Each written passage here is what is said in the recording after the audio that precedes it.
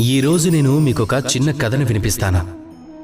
ఒకసారి నేను, రాధ ఇంకా సోదరుడు మేం ముగ్గురం కలిసి ఒక చిట్టడవిలోకి వెళ్ళాం మామిడి పళ్ళు దొంగతనం చేయటానికి.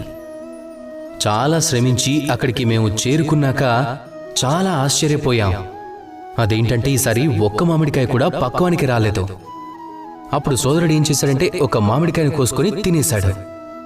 తను నిరాశ చెందాడు. తను చెప్పాడు అది చాలా పచ్చిగా ఉందని. రాధ ఒక మామిడికాయను కోసుకొని తిని చూసింది. రాధ ఎంతో ఉత్సాహం చెందింది. నేను రాధను అడిగాను, ఏమైంది రాధా అని, అంత ఉత్సాహంగా ఎందుకున్నావని. అప్పుడు రాధ ఏం చెప్పిందంటే ఈసారి మామిడికాయలతో పచ్చడి పెట్టుకుందామని చెప్పింది. నిరాశతో సోదరుడు ఖాళీ చేతులతో అక్కడి నుంచి వెళ్ళిపోయాడు.